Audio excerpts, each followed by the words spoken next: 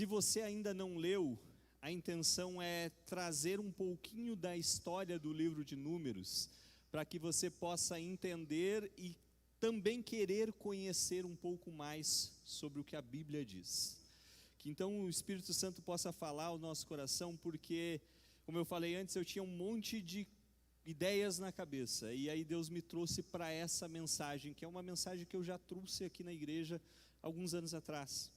Então talvez você vai lembrar de algumas coisas, mas a palavra de Deus, ela é viva e ela é eficaz, ela se renova a cada manhã. E Deus me trouxe a esse texto novamente de uma forma que na princípio eu não entendi muito bem. Mas hoje, ao estar aqui, eu simplesmente só agradeci. Deus, obrigado porque tu me levou a esse texto. Mas vamos, para falar de Números, a gente vai fazer um pequeno retrospecto aqui. Porque a Bíblia toda ela é inspirada e ela toda aponta para Jesus. E a gente sempre traz aqui na igreja a mensagem voltada para Jesus, porque dele, por ele e para ele são todas as coisas. Então se você se pede, mas eles só falam de Jesus? Sim, a gente vai falar de Jesus porque é ele quem molda, é ele quem trabalha, é ele que é a nossa referência como cristãos, pequenos cristos. E nós vimos Jesus em Gênesis através da vida de José, e os acontecimentos todo do decorrer da vida dele apontam para Jesus. Nós vimos em Êxodo, Jesus através da vida de Moisés, e tudo que ele representou para o povo, e tudo que ele fez. Em Levíticos a gente vai ver a vontade de Deus expressa, em sermos santos como ele é santo, e ali também traz Jesus apresentado por intermédio de algumas ações a serem realizadas. Todos esses livros vão apontar para Jesus desde o início. Já Números, que no original tinha o seu título como Deserto, que é o porquê da história se passar no deserto, e quando ele foi traduzido para o grego, foi trazido esse título de Números, que não deixa de ser verdade, porque também, se você é assim como eu, quando chega na leitura de Números, parece enfadonha, porque vai falar de números, vai falar de quantidades, vai falar de uma série de circunstâncias. Deixa eu fazer um pedido aqui, Mitty, pede para o Fê dar um auxílio de repente lá para os meninos que não estão conseguindo ajustar ali, ele está lá fora. Ao vivo é assim mesmo, gente. Então, esse nome foi trazido para Números, e em muitos momentos eu cheguei nessa leitura de Números, já lendo a Bíblia, e basicamente chegam uns pontos, vamos passar isso aqui, eu já sei o que está escrito, vamos para o versículo e tal, e a gente perde algumas coisas. A gente perde os porquês de algumas coisas. E aí eu me pergunto, como é que eu vou ver Jesus aqui nesse monte de números?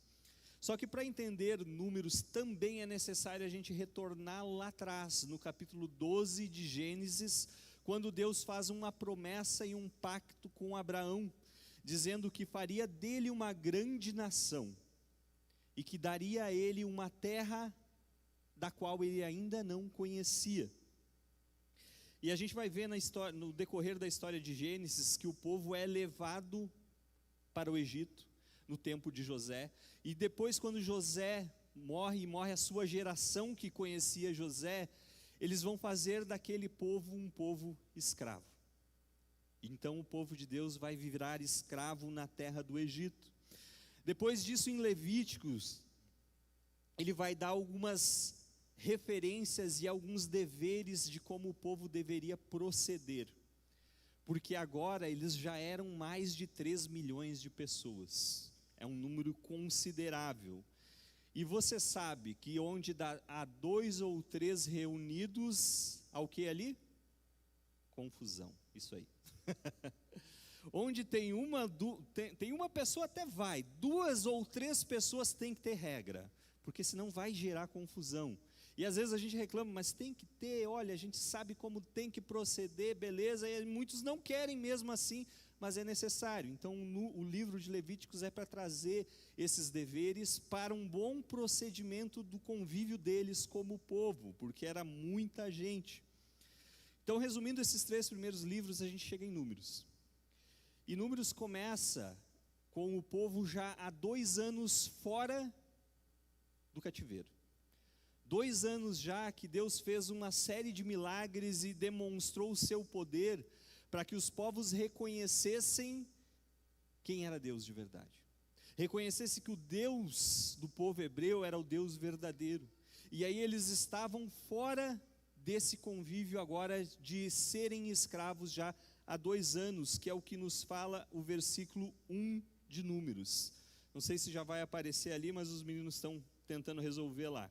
Mas Números 1:1, você pode abrir sua Bíblia ali, e fala o seguinte: no 2º ano, após a saída dos filhos de Israel do Egito, ou seja, 2 anos após eles terem saído, no 1º dia do 2º mês, o Senhor falou a Moisés no deserto do Sinai, na tenda do encontro, dizendo: levantem o censo de toda a congregação dos filhos de Israel, segundo as suas famílias, segundo a casa de seus pais, contando todos os homens nominalmente, cabeça por cabeça.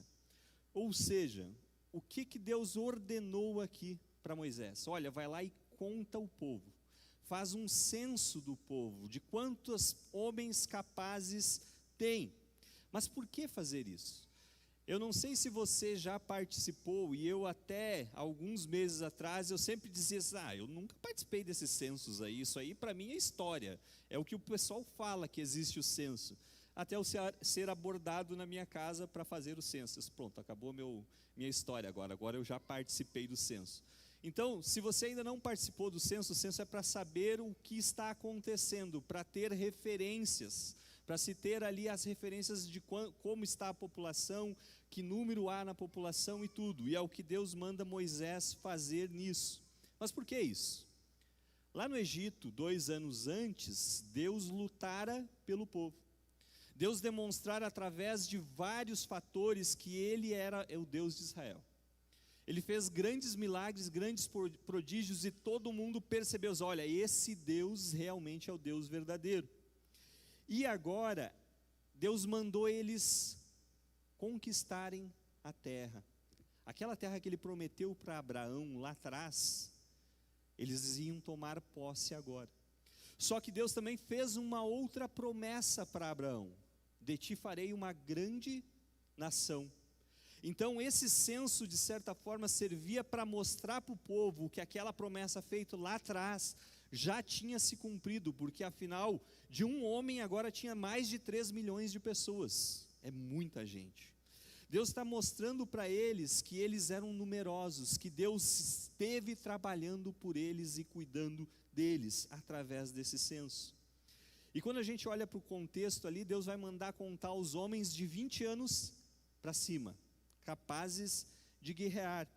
Ou seja, olha, eu estou mostrando para vocês que só com homens capazes de lutar, vocês são uma grande nação, vocês são poderosos, vocês são cuidados por mim. Por que isso? Porque existiam 12 tribos, a gente sabe, os 12 descendentes. A tribo de menor expressão, quando a gente olha para alguma situação assim, alguém vai fazer tal coisa, a gente identifica, olha, aquele ali é o mais capacitado, aquele ali mais ou menos, aquele lá é minguadinho, aquele lá não vai servir para nada, não, deixa ele fazer lá. Mais ou menos assim a gente compara. As 12 tribos tinham uma tribo assim, uma tribo menorzinha lá, a tribo de Manassés, só 32.200 homens capazes. Se esse número não faz tanta diferença para você, ou não tem tanta expressão, provavelmente todo mundo aqui conhece Flores da Cunha, aqui do nosso lado. É uma Flores da Cunha inteira de homens preparados para lutar. Porque Flores da Cunha tem, segundo o censo, 31.064 habitantes, menos do que a menor tribo de Manassés. São pessoas a menos, então é uma Flores da Cunha inteira pronta para lutar. E isso é grandioso diante de todo aquele contexto. Porque se eles eram os menores com 32, as outras tribos eram algo muito grande. E aí Deus está mostrando para eles, olha, eu estou com vocês. Deus está dizendo para eles, vocês são capazes, olhe para o número de pessoas que vocês são, e vocês vão conquistar essa terra. Só que a gente vai ver no decorrer do livro de Números que o povo vai se rebelar contra o seu líder Moisés, inúmeras vezes. E mais do que isso, eles vão se rebelar contra Deus. Eles vão esquecer de tudo aquilo que Deus já fez por eles e vão trazer à tona inúmeros pecados. E a gente vê que esses inúmeros pecados vão trazer inúmeras consequências por meio deles. E a gente vai ver que quando eles se arrependem de coração sincero, Deus perdoa e refaz a aliança com eles e retoma aquilo ali e tira todas aquelas consequências e permite ter alívio no meio deles. Mas nós vamos falar especificamente do capítulo 13 de Números, que é um texto bem conhecido. E nesse texto eu quero tirar algumas lições sobre se ter um coração convicto. É uma expressão que eu gosto muito, você provavelmente já me ouviu falar aqui sobre essa expressão, mas nós vamos falar um pouquinho nessa noite sobre se ter um coração convicto. Porque o que acontece nesse capítulo 3, Deus, depois de mandar Moisés fazer o censo, ele chama Moisés e diz o seguinte, manda alguns homens para espiar a terra, que é o que nos fala o versículo 1 do capítulo 13. O Senhor disse a Moisés: envie alguns homens que espiem a terra de Canaã, que eu vou dar aos filhos de Israel. Envie um homem de cada tribo de seus pais, sendo cada qual chefe entre eles. Quem eram esses homens? Esses 12 homens que foram chamados, um de cada tribo. Eles eram alguém importante, eles eram chefes dentro da tribo deles. Eles não eram um João qualquer lá, um Zé Ninguém, eles eram alguém de representação dentro da sua tribo. E o que é interessante aqui é que Deus está falando, olha, chama esses homens e envia eles para espiarem a terra que eu vou dar. Não é para olhar que talvez assim eu possa pensar, não, eu vou dar essa terra para eles, para vocês. Olhem a terra que eu estou dando. Aquela promessa que eu fiz para Abraão lá atrás está se cumprindo a partir de hoje. Eu vou dar essa terra para vocês. Só que tem um detalhe muito importante aqui. Qual o nome desses espias? Que às vezes passa batido algumas coisas na nossa leitura. Você pode me citar o nome desses espias? Deixa eu fazer um combinado aqui. O pessoal que estava de manhã, quietinho. Para quem está aqui, se alguém lembra o nome desses 12 espias, pode falar aí que eu consigo escutar aqui. Josué, Caleb, sem olhar na Bíblia. 2, gente? Não estão lendo Bíblia? Espera aí. Não, estou brincando, calma. Aqui tem um ponto bem importante. É que, quando a gente olha para isso, a gente nota que quem não tem um coração convicto não é referência. A gente lembra de Josué e Caleb, nós vamos falar um pouquinho mais sobre eles depois. Mas eram 10 homens aqui que não faz o mínimo sentido, não vem na nossa cabeça.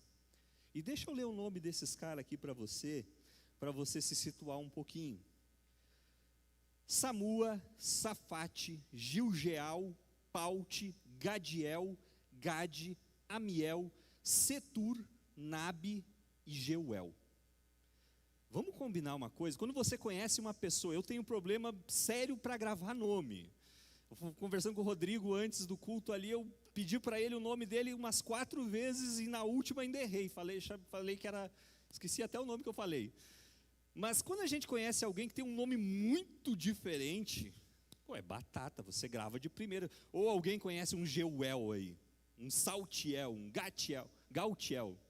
Não, se fossem homens que tivessem marcado a sua geração, a gente saberia na ponta da língua, porque não é nome difícil de se lembrar.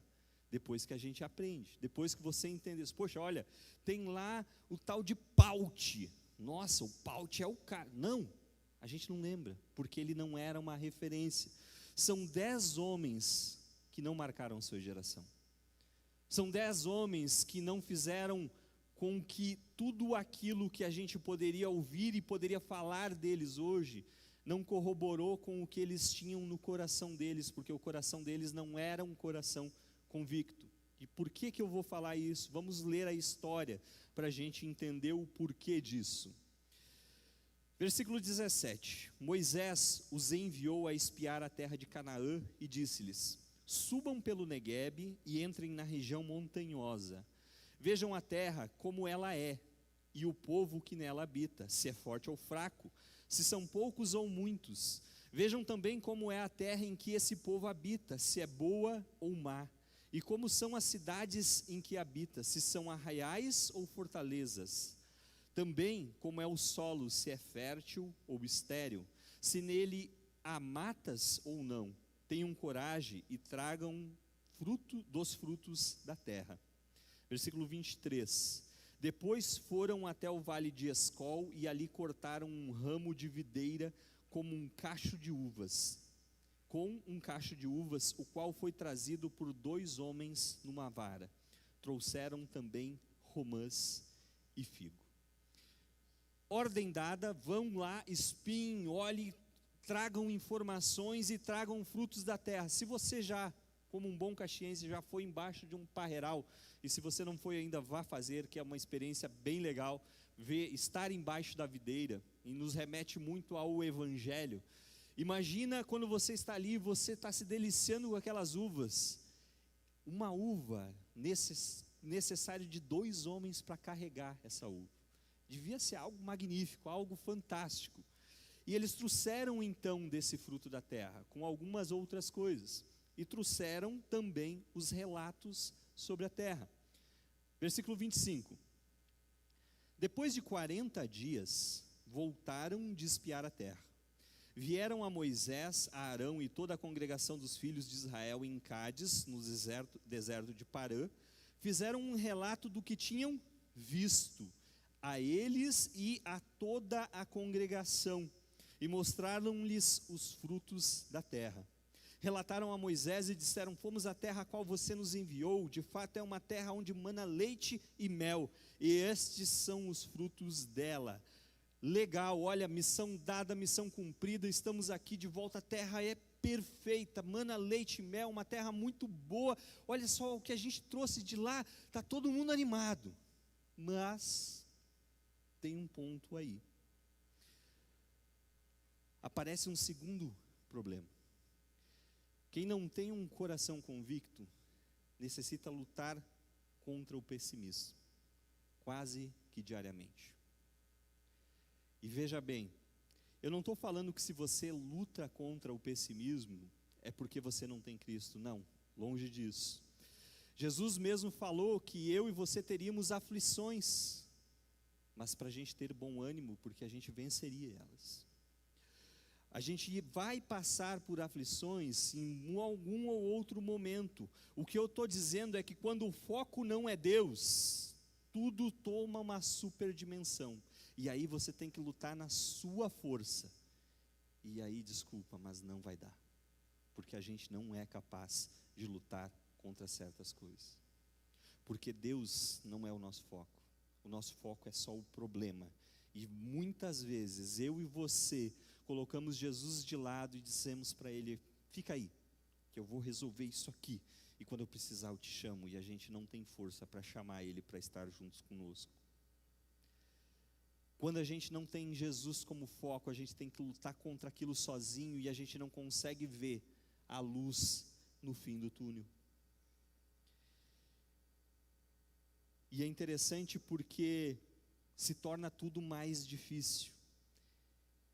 E aí nós temos 2 homens que tinham um coração diferente, mas temos 10 homens que não tinham esse coração convicto no que Deus falara. E olha o que acontece com esses homens na continuação do relato. A terra é boa, tem mana leite e mel. Versículo 28. Mas o povo que habita nessa terra é poderoso. As cidades são muito grandes e fortificadas. Também vimos ali os filhos de Anak, os amalequitas, habitam na terra do Neguebe. Os heteus, os jebuseus e os amorreus habitam lá nas montanhas. Os cananeus habitam perto do mar e na beira do Jordão. Tudo virou um problema. A terra é boa, mana, leite, mel. Mas olha, esses povos que eles citam aqui eram povos conhecidos por guerrear. Povos capazes de ir à guerra e vencer grandes guerras, e conquistavam tudo o que queriam por imposição. E aí eles olham e dizem, olha, esse povo aí não dá, não tem como, eles são muito fortificados, eles são pessoas capazes demais. E eu te pergunto, você não se identifica com a fala desses 10 homens em muitos momentos da sua vida? Eu me identifico. Porque em muitos momentos, a minha tendência é olhar para o problema e tirar os olhos de Deus. Tirar os olhos daquele que pode resolver a situação e olhar só para aquele problema, só para aquela situação, e eu tiro os olhos de quem pode fazer todas as coisas. E muitas vezes a gente age como esses homens, mas eu não quero falar só sobre os problemas, porque eu quero falar sobre um coração convicto. Esses homens, a gente já sabe que o coração deles não estava convicto. Olha a posição de quem tem um coração convicto, que é totalmente diferente. Versículo 30. Então Calebe fez calar o povo diante de Moisés e disse, vamos subir agora e tomar posse da terra, porque somos perfeitamente capazes de fazer isso. Notaram a diferença de postura desse homem? Olha, a gente acabou de contar o censo, a gente está vendo a multidão que nós somos perfeitamente capazes, vamos para lá, vamos conquistar essa terra, ela foi dada a nós. É simplesmente a gente dar um passo à frente, porque quem tem um coração convicto, produz decisões firmes. Olha, o povo está lá, mas a gente aqui é capaz de ir lá e conquistar. Quando não se tem confiança, não se tem convicção, não se tem postura diante das circunstâncias, e aí se geram mais problemas. E quando eu falo em se ter um coração convicto, é mesmo sabendo aquilo que a gente cantou aqui, se eu passar pelo vale da sombra da morte, eu não temerei mal algum, porque tu estás comigo. A tua vara e o teu cajado me consolam, é tu que me ajuda a prosseguir, não é na minha força, não sou eu, mas é tu em mim. É saber que você está sim sendo cuidado, mesmo mediante as circunstâncias difíceis. Você vai passar por dificuldades? Vai. Não estou aqui para contar mentira para você, você vai passar. Agora, se o seu olhar em Cristo estiver convicto, o seu coração estiver voltado para Ele, a forma como você vai encarar essas situações é totalmente diferente do que quando você não tem a Ele como suficiente para você. Mas o olhar do pessimista é sempre que não vai dar. Não tem jeito, não vai dar, não tem. Olha o que está acontecendo. Não é para mim, não vou nem tentar. E esse olhar produz alguns efeitos ao redor. Olha o que fala o versículo 31. Os 10 homens que estavam com Josué e Calebe. Porém, os homens que tinham ido com ele, Calebe tinha se levantado para falar, olha, nós somos capazes.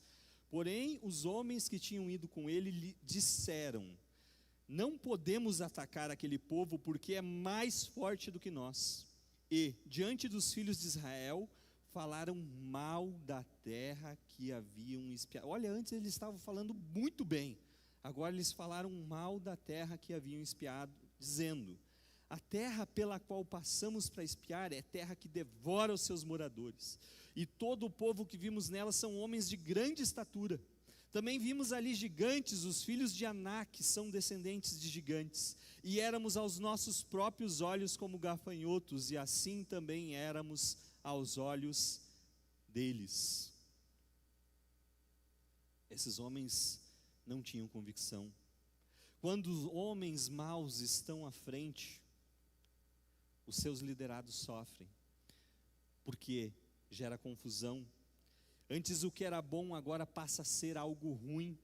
E o que eles falaram da terra, agora eles estavam desdizendo tudo, inflamando o povo contra a sua liderança, para que o povo não quisesse mais olhar para aquilo como sendo algo bom para eles. Isso soa tão real nos nossos dias, porque muitas vezes você quer se dispor a fazer algo novo, você olha, vou tentar algo, e aí você compartilha com alguém naquela coisa, olha só, vou investir dessa forma, e a pessoa diz, não faz isso não. Se eu fosse você, não é seu perfil, vai dar tudo errado, nem bota os pés aí. E aí o que a gente faz? A gente se encolhe. O que eu vou fazer agora? Poxa, eu acho que eu não sou capaz mesmo. Porque tem muita gente trazendo, disseminando falsas informações. Muitas pessoas para te jogar para baixo, em vez de te ajudar a se levantar e seguir em frente. E infelizmente isso acontece muito dentro da igreja. Cuidado com aqueles lobos em pele de ovelha, que chegam para você e dizem assim, olha, a situação lá está assim, mas espera aí, vamos orar, é uma fofoca gospel aqui, né, a gente se preocupa, mas não, e aí através da maledicência, através das falsas informações, acaba disseminando algo que não é bom, e o povo se inflama. O que acontece quando um falso testemunho é espalhado é que gera medo, gera transtorno e gera bagunça. Isso fica bem claro no decorrer do capítulo, que agora termina e vai iniciar o capítulo 14, dizendo qual foi a reação do povo com aquela atitude daqueles 10 homens. Versículo 1 do capítulo 14. Então toda a congregação se levantou e gritou em alta voz. E o povo chorou aquela noite. Todos os filhos de Israel murmuraram contra Moisés e contra Arão. E toda a congregação lhes disse, quem dera tivéssemos morrido na terra do Egito, ou mesmo neste deserto. E porque o Senhor nos traz a essa terra para cairmos à espada, e para que nossas mulheres e nossas crianças sejam por presa? Não seria melhor voltarmos para o Egito? E diziam uns aos outros, vamos escolher um chefe e voltemos para o Egito. Que loucura, que loucura. Lá no Egito eles eram escravos, e agora eles estavam cogitando ter morrido lá ao invés de estar ali. Homens e mulheres que experimentaram o agir de Deus na vida deles, viram tudo o que Deus fez em prol deles para libertar eles do cativeiro, agora estavam olhando para o Egito. Homens que tinham tudo para dizer, olha, Deus está conosco, Ele está no nosso meio. Não, mas lá no Egito era melhor, vamos levar alguém que nos governe e vamos voltar para lá. Ou era melhor nós ter morrido lá mesmo?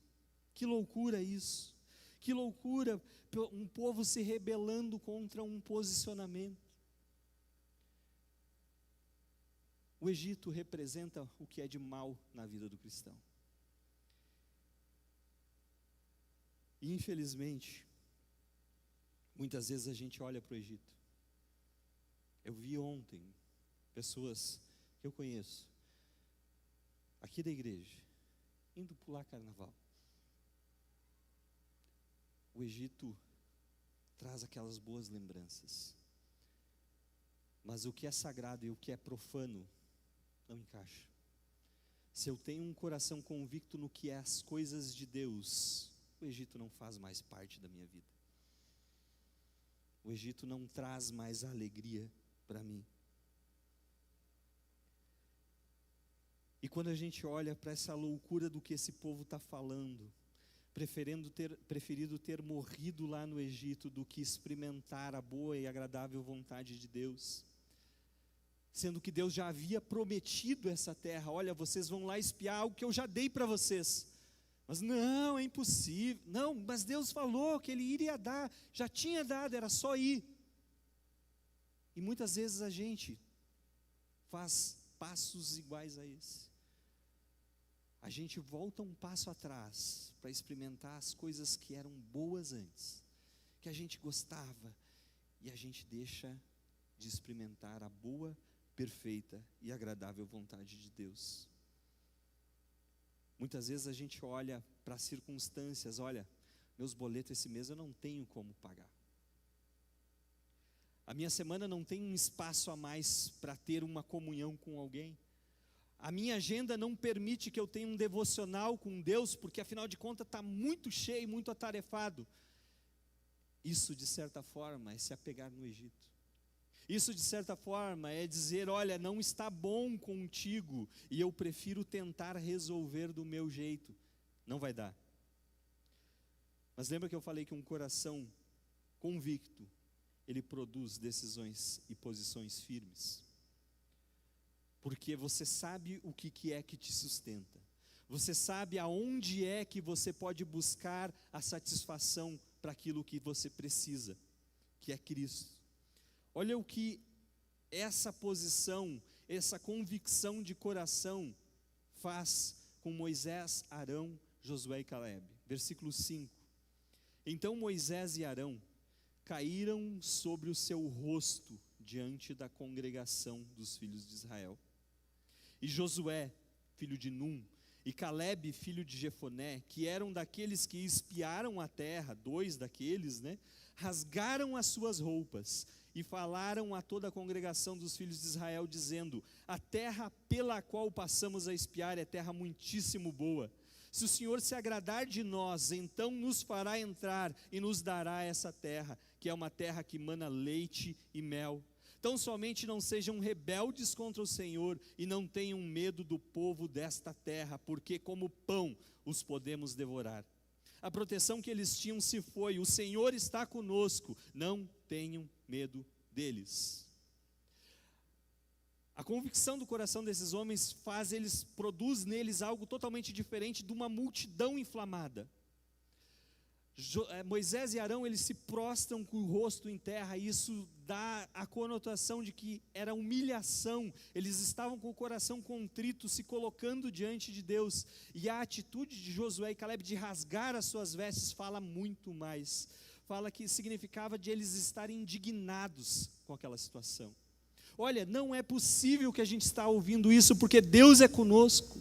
A gente vai lá e conquista porque Deus está conosco. Não olhem para a circunstância, não olhem para o número do povo, olhem para Deus. E isso faz toda a diferença na minha e na sua vida, porque isso é confiança. Independente da circunstância que estiver acontecendo, olhar para Deus. Nem sempre é fácil, mas é possível. Independente do que está aparente aos nossos olhos, Ele está conosco. A vitória já foi dada para aqueles que estão em Cristo Jesus. Talvez não seja do jeito que você quer, talvez não seja da forma como você idealizou, mas Ele vai te ajudar a chegar lá, porque Ele não falha. Mas tinham 10 homens que inflamaram uma multidão de 3 milhões de pessoas. E ainda assim, por causa daqueles 10 homens, a população, aquele povo temeu mais do que creu. Olha o que fala o versículo 10. Apesar disso, ou seja, depois daquele acontecimento de Josué, Calebe ter rasgado suas roupas, de Moisés e Arão ter se prostrado na terra, apesar disso, toda a congregação disse que Josué e Calebe deveriam ser apedrejados. Olha a que ponto chega uma má liderança. Mas aí vem a provisão de Deus. Versículo 11. O Senhor, voltando, apedrejados. Porém, a glória do Senhor apareceu na tenda do encontro a todos os filhos de Israel. Deus se manifestou a todos que estavam ali. Versículo 11. O Senhor disse a Moisés: até quando este povo me provocará? E até quando não crerá em mim, apesar de todos os sinais que fiz no meio deles?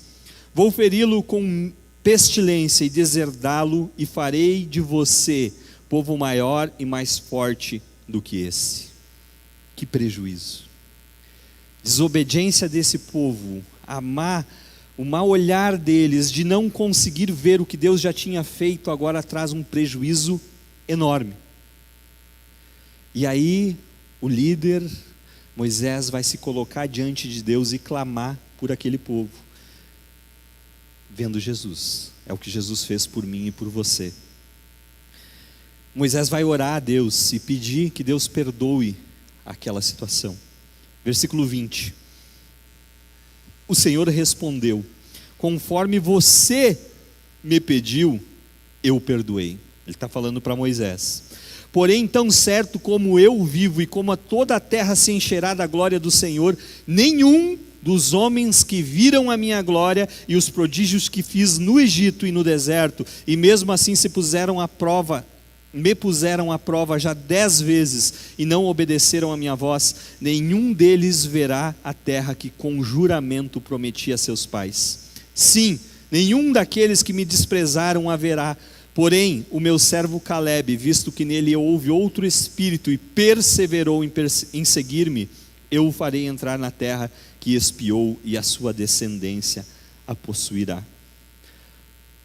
Ou seja, todos aqueles homens de 20 anos para cima, aquela geração toda que foi contada, não iria possuir a terra da herança dada a Abraão. Esses homens iam perecer no deserto por causa da dureza de coração deles, em não ver o que Deus poderia fazer através deles. Porque Deus já tinha feito muito mais ali atrás, 2 anos antes, mas eles não estavam contando com isso, eles estavam olhando só para o problema que poderia vir a acontecer, porque aqueles povos eram fortes. Espera aí, Deus já falou que ia dar. Não, mas aqueles povos não tem como. Por causa da falta de fé deles, aquela geração ia morrer no deserto. Os filhos deles iriam receber a promessa. Aqueles filhos que eles falaram: olha, os nossos filhos vão morrer pela espada, vão morrer pelas feras aqui no deserto. Esses que eles acharam que iriam morrer, iriam possuir a terra.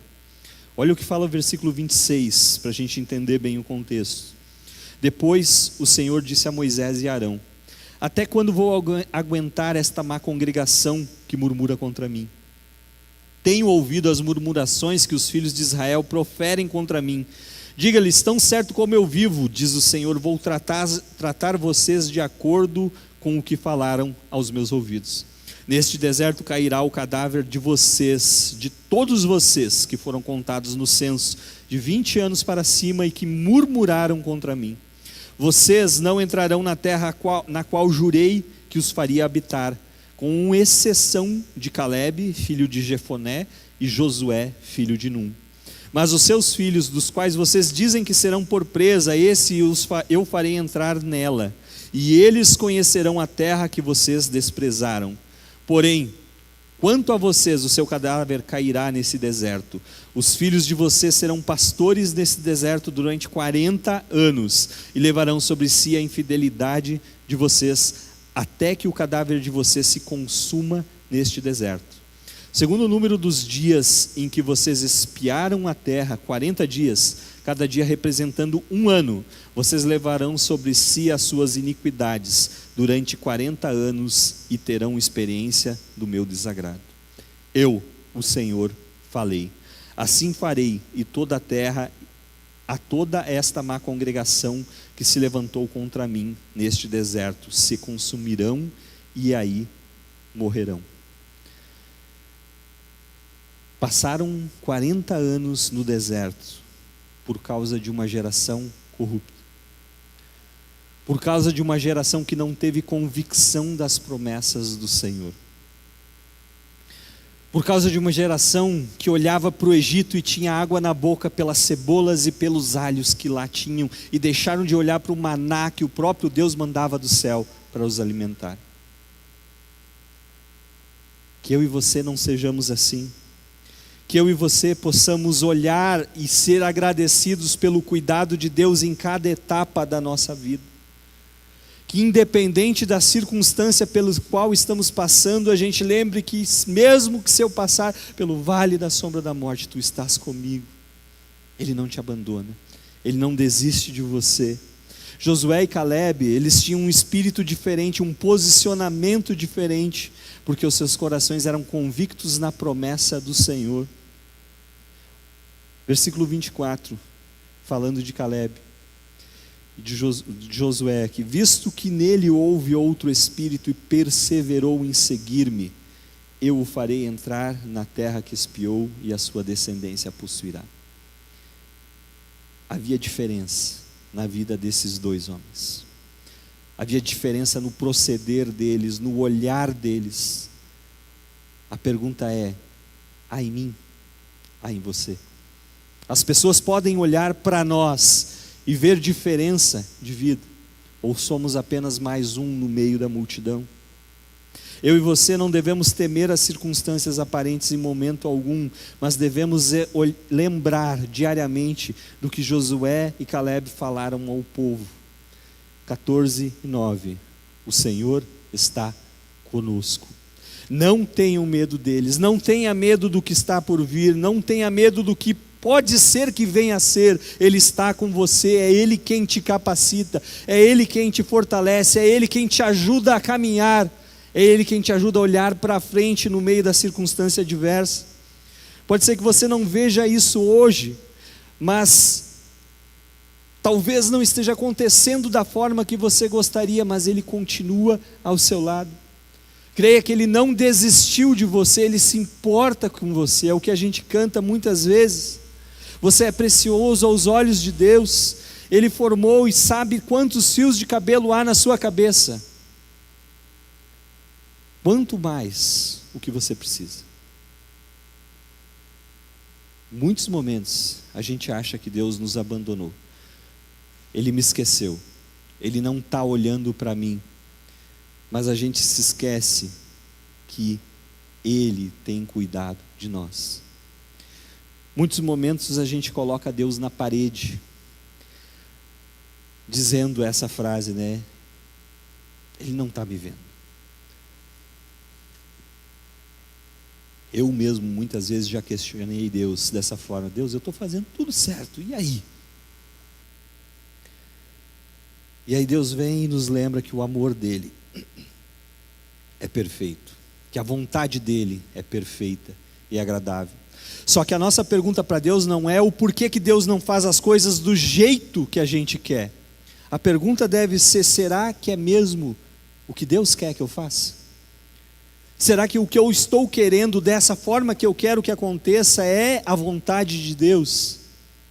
Ou é simplesmente eu querendo moldar Deus e colocar numa caixinha e dizer: é assim que tem que ser? Infelizmente a gente faz muitas vezes isso. Eu quero convidar você a cantar uma música agora com convicção de coração. Gálatas 2:19 e 20 fala o seguinte: estou crucificado com Cristo, logo já não sou eu quem vive, mas Cristo vive em mim. Você pode fazer dessa canção uma oração? Você consegue pronunciar essas palavras com o coração convicto que é Ele quem cuida de você? Ouse proclamar isso com fé.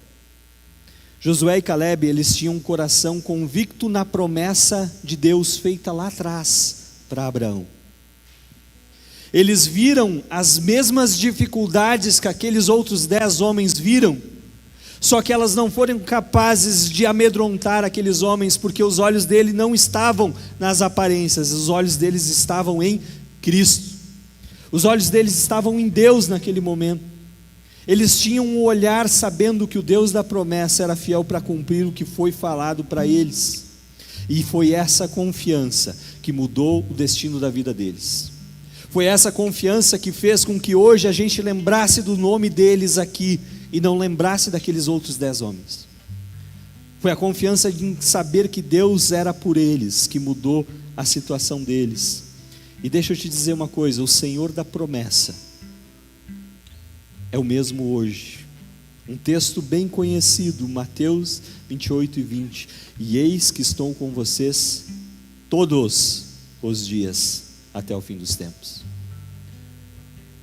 é mesmo que você passe pelo vale da sombra da morte. É todos os dias Ele está do seu lado, lembre disso. Coloque isso em prática. Mas por que então a gente teme? Por que então que a gente duvida? Da mesma forma que existiu uma promessa para aquela nação, de que eles teriam uma terra a qual eles não conheciam, existe uma promessa para mim e para você hoje. Ele foi preparar um lugar para que onde Ele está, eu e você estejamos com Ele. Essa promessa é válida ainda hoje. E ao crermos em Cristo, a gente recebe os benefícios da cruz. A gente recebe essa promessa em Cristo, que Ele tem um lugar para nós. Como está o seu coração com relação a isso? Está convicto? Está firme? Está firmado com os seus anseios em Cristo, ou os seus medos, os seus temores têm tomado conta da situação diária? Você tem se deixado levar pelo desânimo e pelas frustrações? São elas que têm comandado sua vida? Ou você tem entregado a Deus e pedido forças para Ele para caminhar? Pastor Felipe, agora recentemente, aqui de púlpito, abriu o coração para a igreja e disse que ele lutou em algum tempo contra esse desânimo. E não é porque ele não tem Cristo na vida, não. O contrário disso.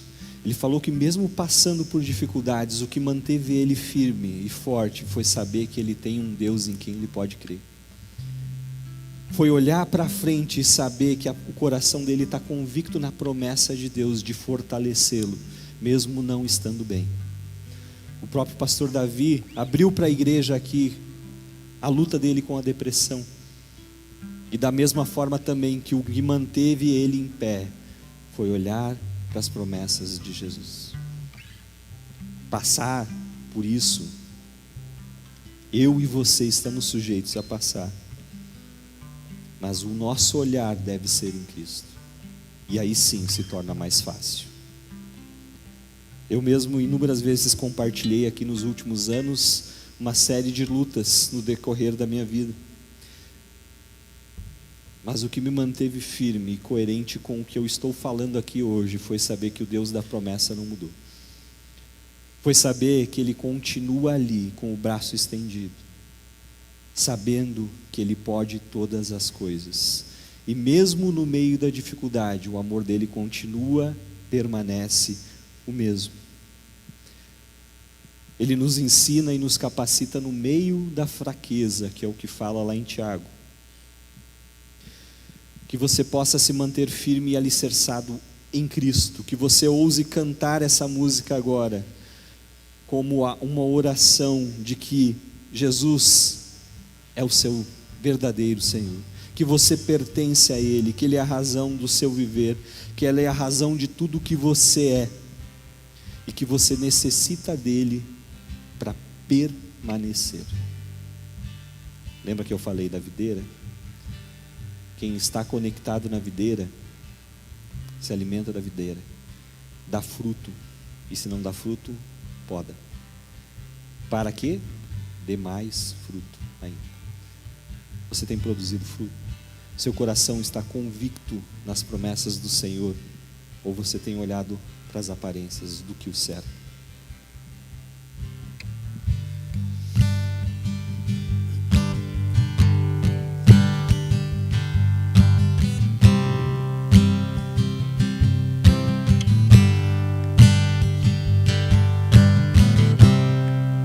Já estou crucificado com Cristo, agora vivo, não mais eu. Já estou crucificado com Cristo, agora vivo, não mais eu. Cristo vive em mim, aleluia. Cristo vive em mim, aleluia. Cristo vive em mim, aleluia. Cristo vive em mim, aleluia.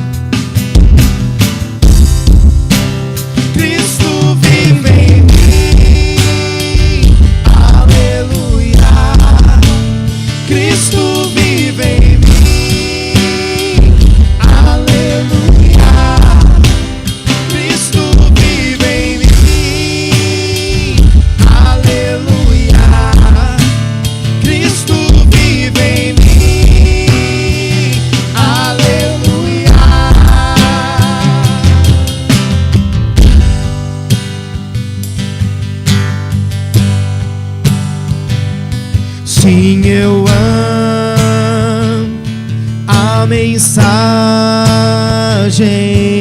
da cruz.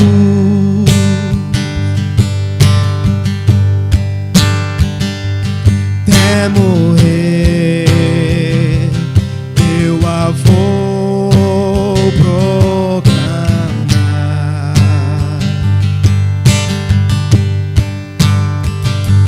Levarei eu também minha cruz.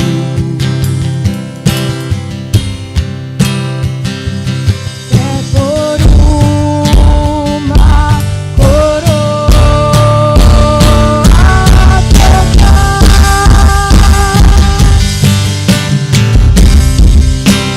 Cristo vive em mim, aleluia. Cristo vive em mim, aleluia. Cristo vive em mim, aleluia. Cristo vive em mim, aleluia. Cristo vive em mim, aleluia. Diga isso, coração convicto. Cristo vive em mim. Cristo vive em mim, aleluia. Cristo vive em mim, aleluia. Jesus, pelo que tu fez naquela cruz por cada um de nós aqui. Obrigado porque tu se entregou para que nós pudéssemos ter vida e vida em abundância. Obrigado porque podemos pertencer a um Deus verdadeiro que fala conosco hoje ainda e não desiste de nós em circunstância alguma. Obrigado, Jesus, porque mesmo apesar de nós, tu nos usa para falar a corações. Ó Pai, que tu use cada irmão aqui, Senhor, cada um que vai ouvir essa mensagem posteriormente, Senhor, que tu coloque no nosso coração a tua vontade e, Senhor, a fé necessária para saber que tu estás conosco, apesar das circunstâncias. Que a gente não olhe, Senhor, para as dificuldades, mas olhe para ti, Senhor, sabendo que tu tem cuidado de nós. Ó Pai, nos leva para casa, Senhor, com um coração convicto de sabermos que pertencemos a um Deus vivo, um Deus que cuida do seu povo desde antigamente até hoje, continua o mesmo, fiel nas suas promessas. Ó Deus, que o nosso olhar seja um olhar, Senhor, de apesar das circunstâncias possamos te ver. Ó Senhor, que o nosso olhar seja um olhar, Senhor, que vai querer conhecer mais de Ti e nos aproximarmos de Ti, Senhor. Que a gente não olhe para as circunstâncias, não olhe, Senhor, para as necessidades e diga que elas são maiores do que Tu és, porque de fato Tu és grande, de fato Tu és fiel, Pai. Obrigado, Senhor, por essa noite, obrigado pela Tua palavra, obrigado, Senhor, porque Tu fala aos nossos corações, fortalece os meus irmãos, em nome de Jesus, Pai. Amém, amém. Queridos, quero reforçar só o convite que o Fê fez para você que é membro da igreja. Se você quer servir em alguma área, mas você não sabe como, você não sabe nem que área é, procure o Fê depois. Não olhe para a circunstância achando que você não é capaz, você é capaz sim. Deus está contigo, é Ele quem te capacita, é Ele quem te ajuda a poder fazer da melhor forma possível. Na sua frente tem alguns cartãozinhos que o Fê falou antes. Se Deus falou de alguma forma com você, ou você quer de alguma forma pedir oração, ou nos comunicar de algo, essa é a ferramenta. Você pode pegar, preencher ali, depois você entrega ali para a Sandra, ou como o Fê falou, coloque aqui na frente, que no decorrer da semana a gente vai entrar em contato com você. Vamos nos colocar de pé e celebrar a esse Deus vivo, a esse Deus que faz mudanças e profundas mudanças, que Ele possa fortalecer você na sua caminhada de fé e que você possa celebrar isso nessa noite, agradecendo, e que você tenha uma semana abençoada e abençoadora em nome de Jesus.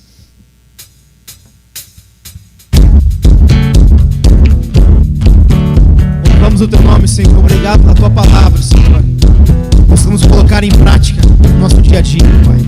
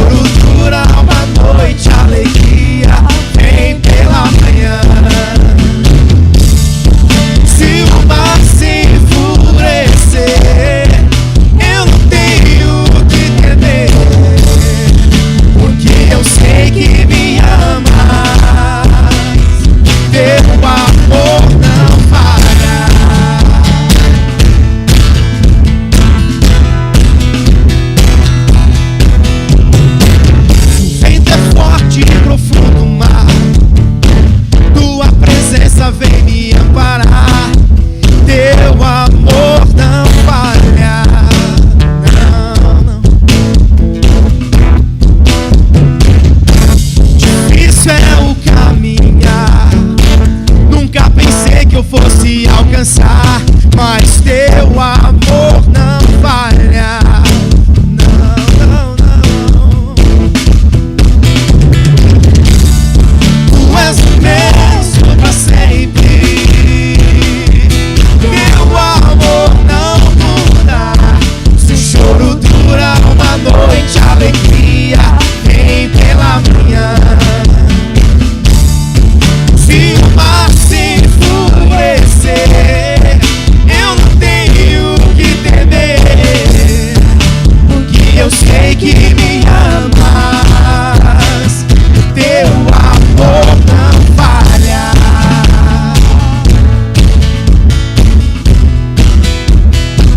Tu fazes que tudo coopere para o meu bem. Tu fazes que tudo coopere para o meu bem. Acreditamos nisso, Senhor. Tu fazes que tudo coopere para o meu bem. Tu fazes que tudo coopere para o meu bem. Tu és o mesmo pra sempre. Teu amor não muda. Se o choro dura uma noite, a alegria vem pela manhã. Se o mar se enfurecer, eu não tenho que temer, porque eu sei que me amas. Teu amor não falha. La, la, la, la, la, la. Teu amor não falha. La, la, la, la, la, la. Teu amor não falha. La, la, la, la, la, la. Teu amor não falha. Glória a Jesus. Vá em paz. Tenha uma semana abençoada e abençoadora.